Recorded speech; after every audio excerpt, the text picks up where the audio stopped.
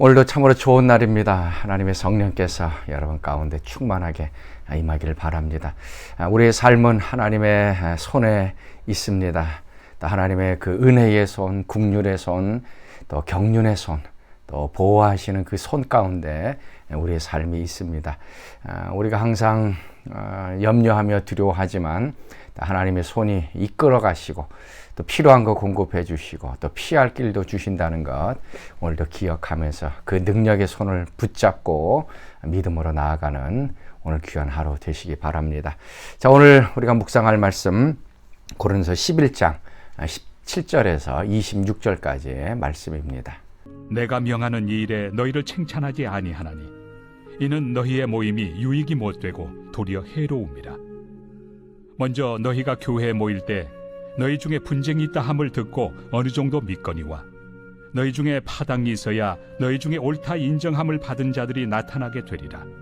그런즉 너희가 함께 모여서 주의 만찬을 먹을 수 없으니 이는 먹을 때 각각 자기의 만찬을 먼저 갖다 먹으므로 어떤 사람은 시장하고 어떤 사람은 취함이라. 너희가 먹고 마실 칩이 없느냐? 너희가 하나님의 교회를 업신여기고 빈궁한 자들을 부끄럽게 하느냐? 내가 너희에게 무슨 말을 하랴? 너희를 칭찬하랴? 이것으로 칭찬하지 않노라. 내가 너희에게 전한 것은 주께 받은 것이니 곧 주 예수께서 잡히시던 밤에 떡을 가지사 축사하시고 떼어 이르시되 이것은 너희를 위하는 내 몸이니 이것을 행하여 나를 기념하라 하시고 식후에 또한 그와 같이 잔을 가지시고 이르시되 이 잔은 내 피로 세운 새 언약이니 이것을 행하여 마실 때마다 나를 기념하라 하셨으니 너희가 이 떡을 먹으며 이 잔을 마실 때마다 주의 죽으심을 그가 오실 때까지 전하는 것이니라. 자, 교회에는 세례와 성만찬이라고 하는 두 가지 중요한 예식이 있습니다. 특별히 이 성만찬은 이제 기억해야 하는 이제 예식이라고 얘기를 합니다. 예수님께서 우리에게 베풀어 주신 그 구속의 죽음을 우리가 기억하면서 하나님께 감사하는 그런 예식입니다. 이스라엘 백성들에게 있어서 이 유월절이 있습니다. 1년에 한 번씩 유월절을 지키는 이유는 이스라엘 백성들이 출애굽했을 때에 하나님의 그 은혜를 매년마다 기억하게 하는 그런 의미가 있는 것입니다. 성만찬도 마찬가지입니다.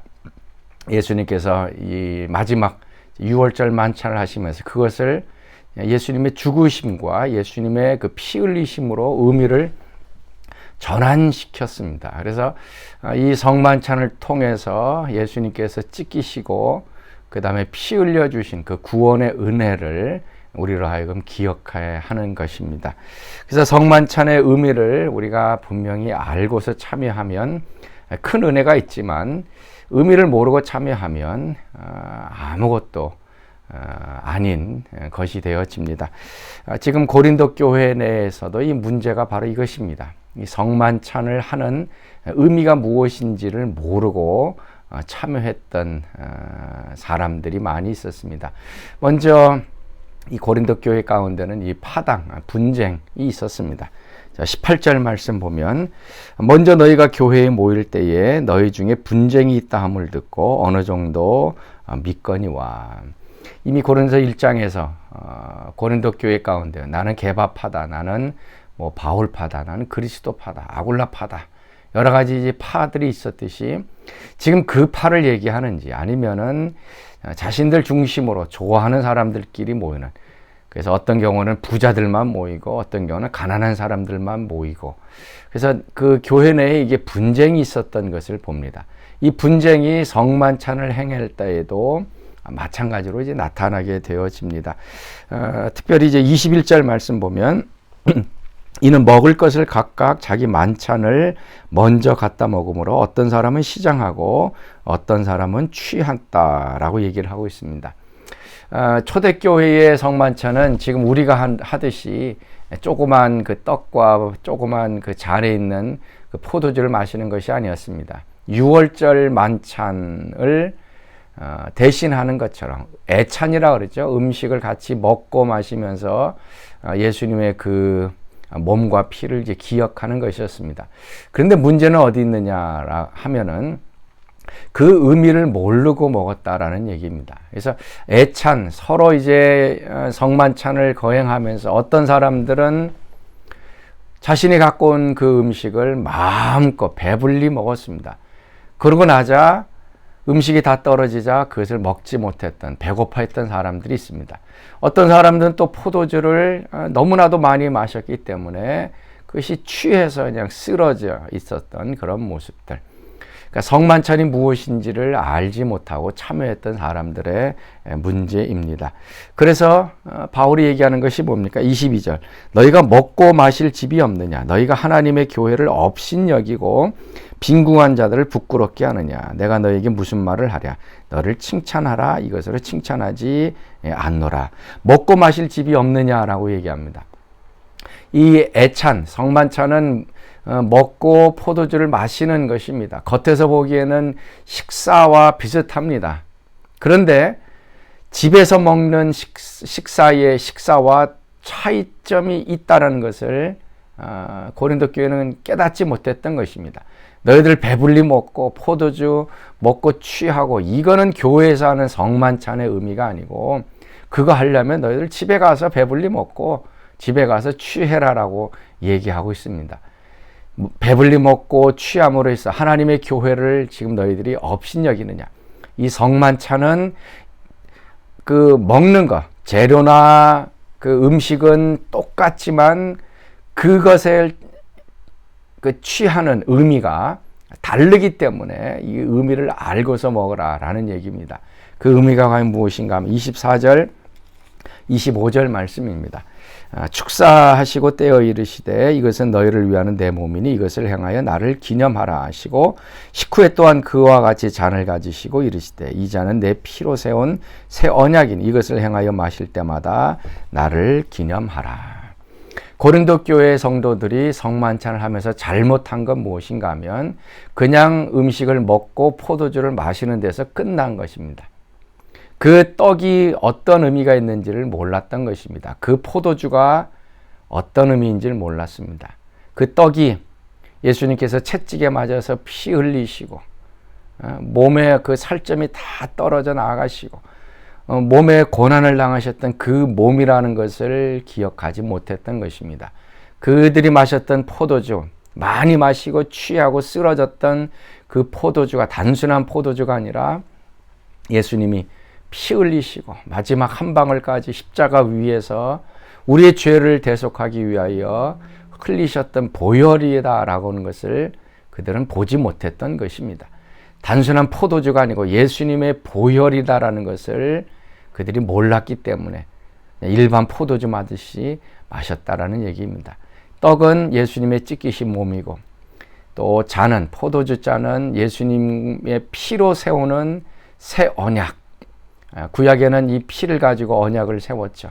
이제 새 언약에서는 예수님의 피로 죄 용서를 받는 새로운 언약이 세워졌던 것입니다. 그리고 26절의 말씀처럼 너희가 이 떡을 먹으며 이 잔을 마실 때마다 주의 죽으심을 그가 오실 때까지 전하는 것이니라.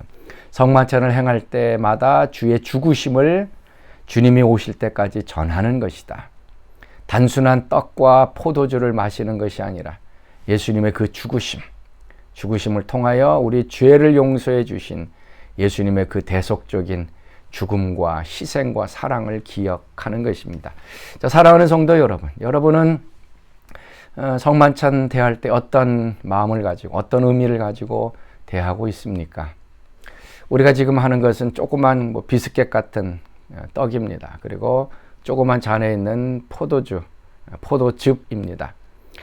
사람들이 보기에는 별것 아닙니다. 우리가 떡을 이렇게 먹었을 때 잘 씹히지도 않죠. 녹지도 않고, 그래서 이게 뭘 하는 것인가 라고 생각될 때가 있습니다. 잘 녹아지지도 않습니다.